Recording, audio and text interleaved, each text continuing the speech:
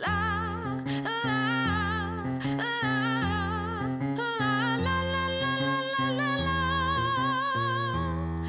la la la Hi, everybody. Thank you for joining us. I am live on location at my sister's house in Texas, so this is a nice, different setting for me. And I have got Katherine Carleton with us and Jaime Trevino, so say hi to those guys. I think everybody pretty much knows you by now. Yeah. But we're going to take a look at Habanera from Finger Fitness Etudes today. Talk about a little bit about the background of how it came to be and some practice tips, and we'll see what Jaime and Katherine have to say. And we'll also keep an eye on the questions, and maybe you guys can help me keep an eye on that as well if there are any questions that pop up.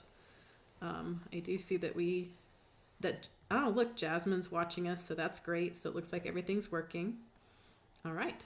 Yeah, I see that. Hi, Jasmine. Yay. Oh, well, I've got to tell you first, I have had the most productive weekend I think I have had in my entire life. I just about 2 hours ago printed out the third edition of Finger Fitness.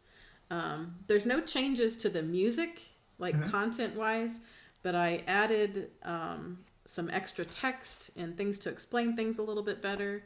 And in the both Appendix A and Appendix B is much more user friendly.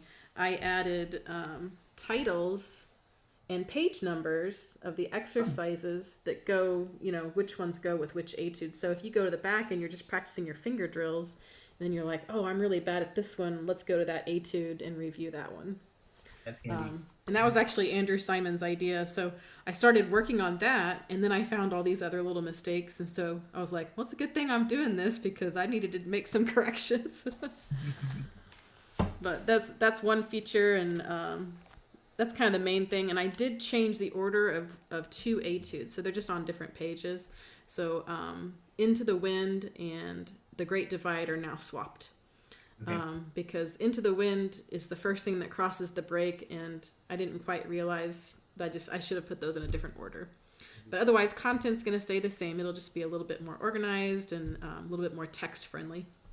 I'm really excited to see it. I mean, I love this book. Oh, thank you. It's so good. And I think the only question I have about putting all the finger exercises together, are you also making recommendations about different rhythms that people could play the exercises in to really sharpen things? Or Yeah, at the front of the book, there's that page that says first things first. And I believe in the finger drill thing, I say, practice with the metronome, but also vary the rhythms to make it interesting. So, you can kind of take that and run with it. You can do long, short, long, or long, short, long, short. So as long as you get creative with that, it'll help to develop technique.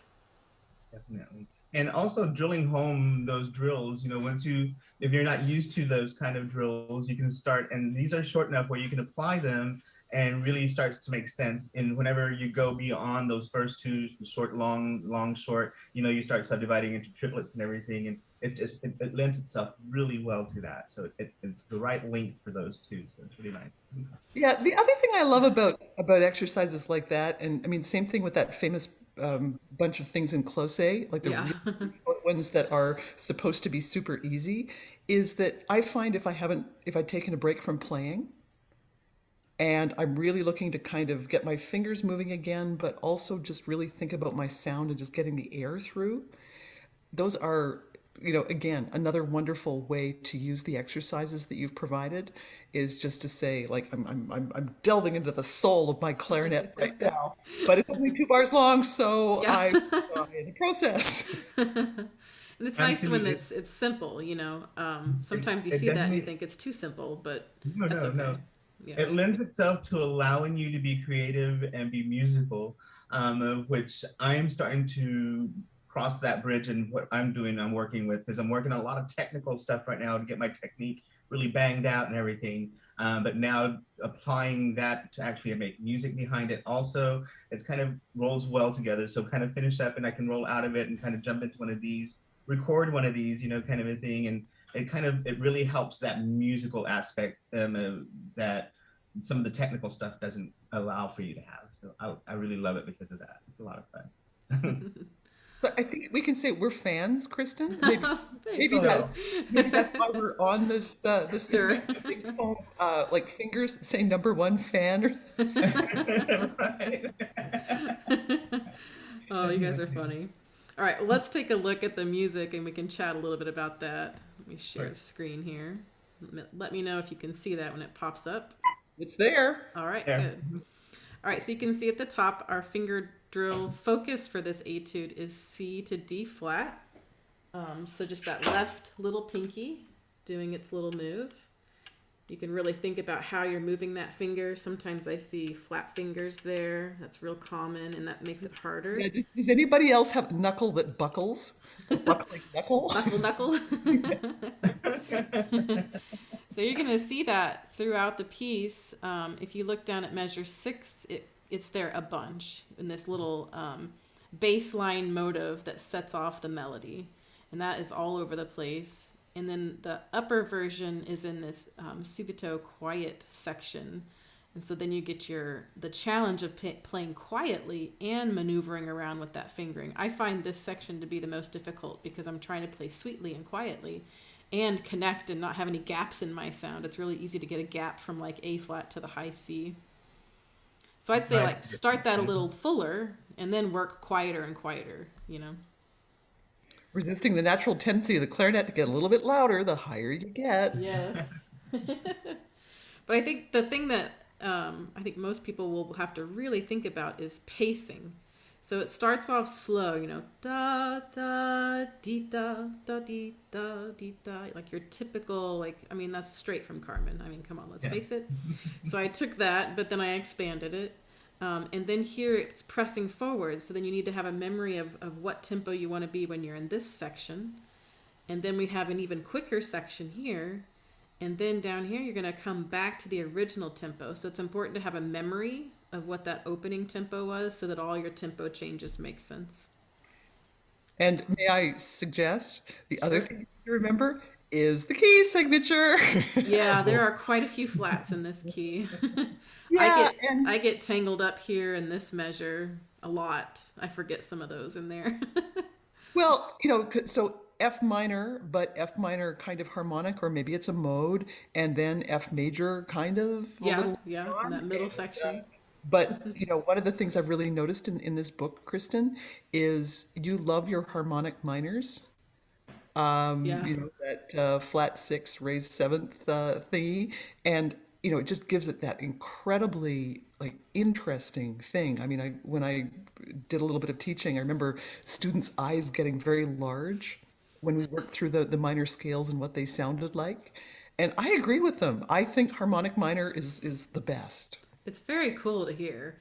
And I like the middle and low range of the clarinet, so it really sounds good in that part of the clarinet too. It really does. It really, really does. Cool. Do you guys have anything that maybe that I didn't catch and that you're catching that's challenging, or suggestions on practicing different things on this one? Not so much. I've gone back because I have the one that the other Carmen fantasy that's really popular out right now that Val Drew did. And so Yeah. I have been working on that a little bit. So when this popped up, I was like, hey.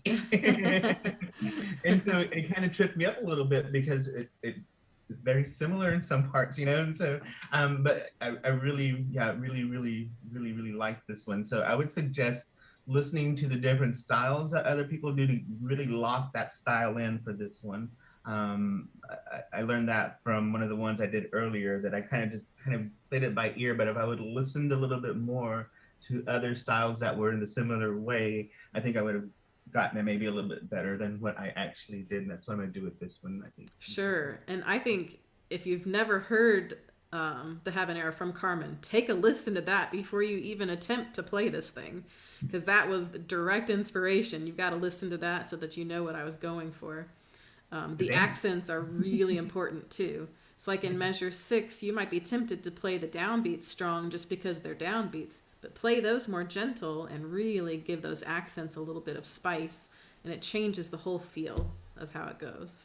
Well, so Carmen is basically teasing a group of people. She's explaining that whatever love is a wild bird, right, or a rebelling bird, and take care of yourself. Prends garde de toi is the ba bum ba. Is just like watch out. I am bad.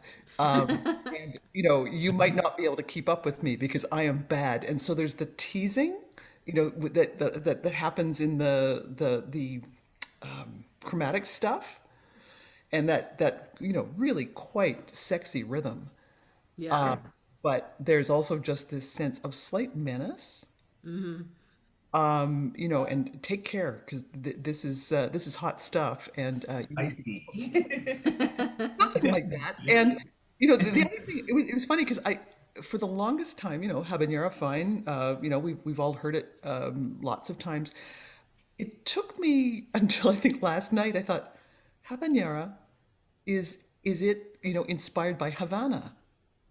And in fact, it turns out that, part of what Bizet, a French composer writing a Spanish opera in French, it was his idea of exoticism because Cuba was this extraordinarily exotic place, Oh right? yeah. It was a meeting point of the old world and the new world, African rhythms, European courtly dances, and Spanish music.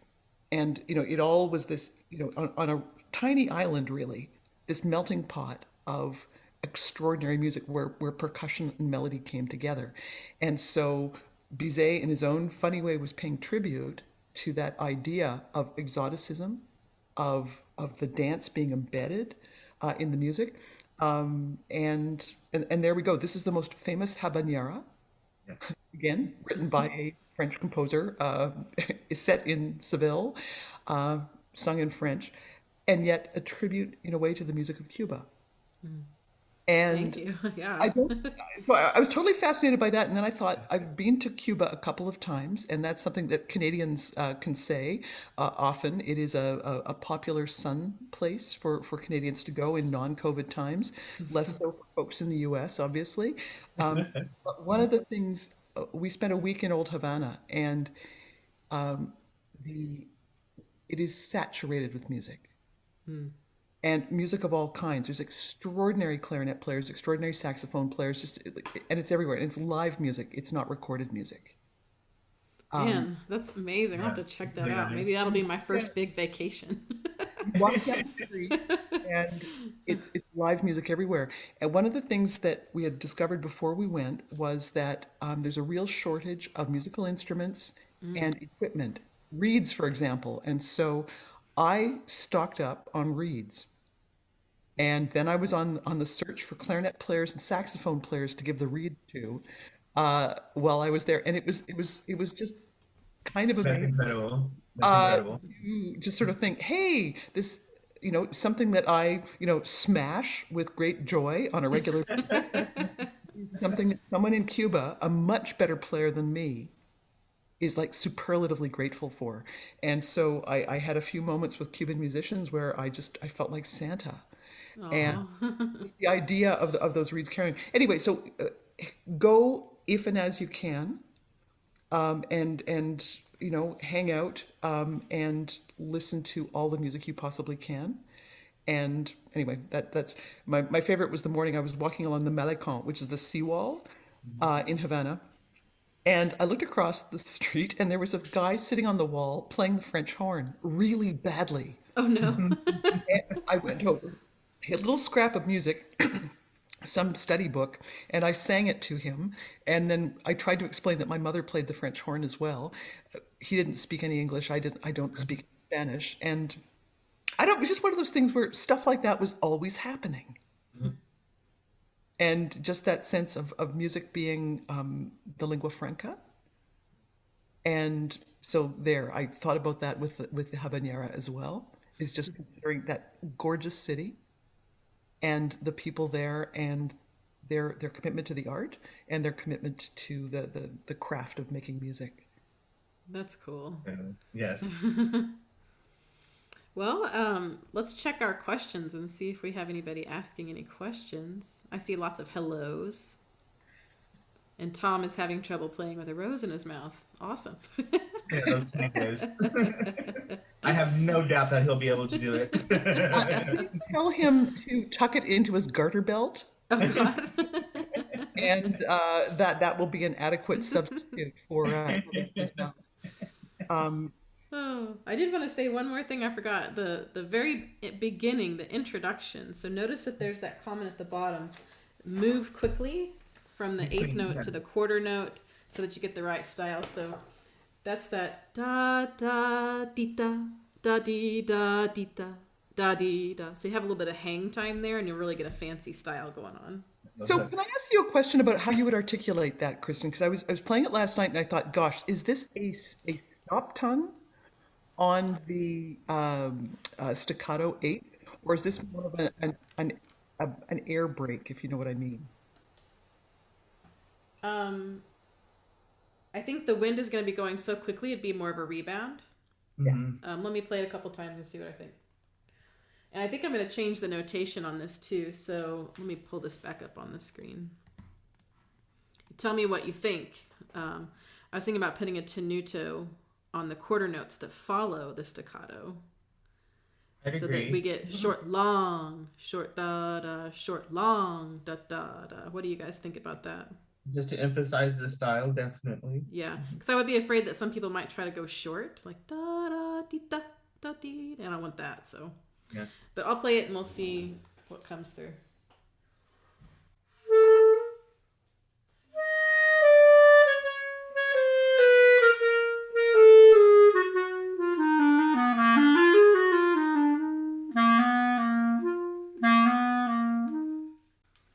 So I think it was more of a rebound. Certainly not stopped for sure. Yeah, because it sort of dropped dead on me when I tried that, and I thought, I'm Yeah. quite sure that's not right, but I need something in my ear to tell me what will fly. Can we also talk about the bar before the quicker bar? Sure. That would be what, bar 30, something like that. Um, 30. Uh-huh. that starts with the E natural. Yes. Okay. 30. And again, I'd love to hear you play it. I had a desire, my usual desire, to do a giant slowdown in that bar up to the Oh, F and then really pick it up. What do you think? that's a possibility. Huh. I like that idea. I like that people bring their different ideas to this stuff, Yeah. which is great. Like stuff I didn't even think about. Like, oh yeah, I like that. I think I was doing that naturally already, Catherine. Yeah. I did add a tenuto for the third edition on the F. Mhm. So right before this breath, I did put a tenuto because I do want people to take plenty of time to make sure that note sounds, and then you can take your breath and go on. Right, kind of clear the air before you do the Yeah. piano subito e dolce. Yeah. Yeah. That is my favorite phrase. It's just really lovely. I'm gonna try Singing. slowing that down because I want to check that out. It might be in very bad taste. I don't know.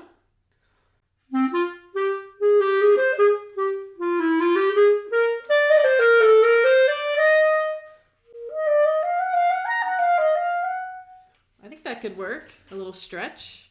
So everybody, I mean, do what works for you, you know, and what you're feeling in the moment. So there's license for everybody to be creative, and I kind of think that about everything, but especially with this stuff because it's like I'm in control of it, and I can tell you that you can be creative and you can change things. So there. Well, my personally signed copy of Clarinet Playground did say something about letting out my inner child. Yes. Forget the That's rules for just a definite. minute and do what you want. It's okay. And Oh. I'm actually startled to meet a composer who feels that way, Yes. and grateful as well, I have to Well, say. I would say I'm definitely a non-conventional composer, which I still don't even know if I've earned that title yet, but we'll see. Maybe what we can do is my subtitle for this book will be "Let Your Freak Flag Fly." There you go. Oh man, that's awesome. I look forward to hearing how everybody interprets this week, no matter which instrument you decide to choose.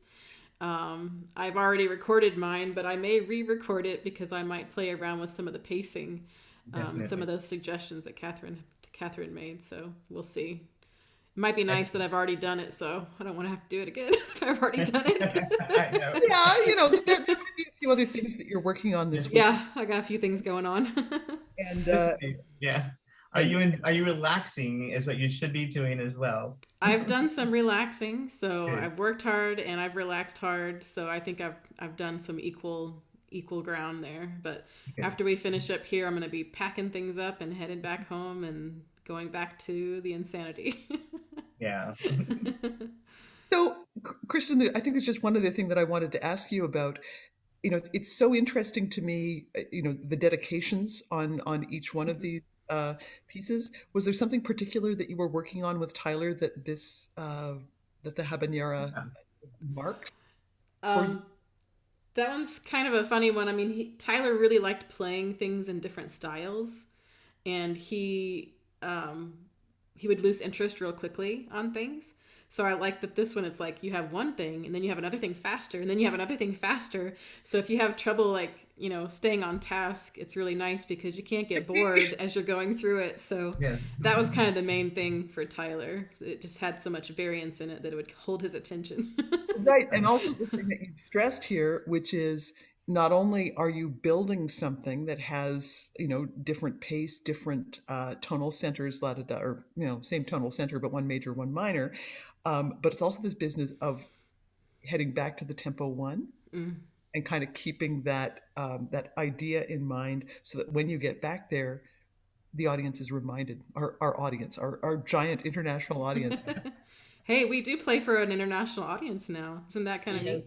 Yes. Well, we are an international audience, Yeah, we right? are right here. Yes, Absolutely. and don't mess with Texas. Yeah. Oh my God. Well, Jaime, did you have Yeah. anything else that you wanted to say? No. I'm excited about recording these and looking forward to that.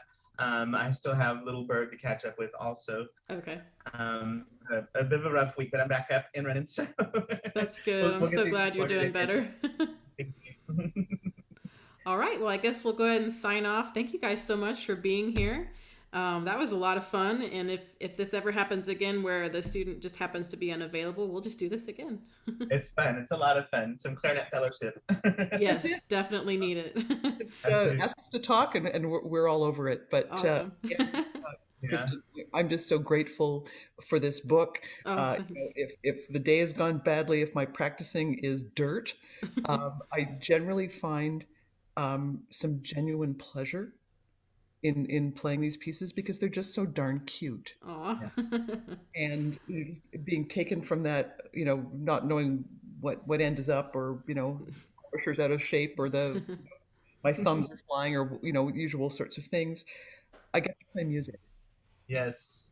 That's what's important. That's the lovely part of it. Thank you. And we I can think share it. melody is so important. So it's like, can we work on some technique with a beautiful melody? That would be nice, right? Definitely. And so, deep gratitude to you. And who knows, maybe I'll play it on bass clarinet this week just to see what happens. That That'd would be be awesome. nice. Extra That would be sultry. It didn't like Big Bird, by the way. Yeah. I like the big bird. Yes. All right. Well, thank you guys so much. I'm going to sign off, and everybody have a wonderful week. We'll see you again soon. Safe drives on the internet. Thanks, everyone. Thank you. Bye. Bye. Thank you. La, la, la.